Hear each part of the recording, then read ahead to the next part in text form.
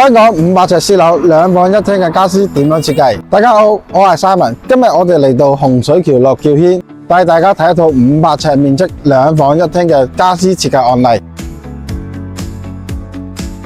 全屋採用咗暖光白加科英橡木紋嘅顏色搭配，睇落十分現代簡約又顯闊落。入門呢邊係設計咗15尺超大組合櫃，包含咗鞋櫃、餐邊櫃、鋼琴櫃、電視櫃4個功能。最右邊底部係鞋櫃，中間係開放架，可以擺啲日常電器。頂部設計咗鋁框玻璃門，邊角做咗圓弧，唔驚撞親。嚟到中間，根據屋主嘅需求，係設計咗5尺鋼琴櫃，下邊擺放鋼琴，上面擺放樂譜等書籍，啱啱好。到最左邊係一個電視櫃，收納功能強大。因為屋主嘅收納空間需求比較大，所以靠牆做咗儲物櫃，7乘8尺嘅 size， 擺幾多雜物都夠晒啦。嚟到客房，設計咗上床下櫃，下面係4尺趟門衣櫃，加書台加書櫃。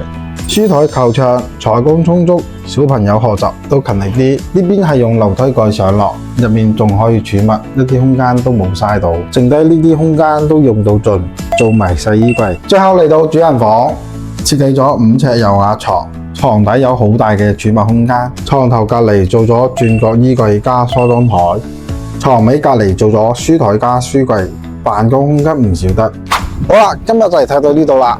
呢套500尺2房1廳嘅家私設計案例啱唔啱你心水呢？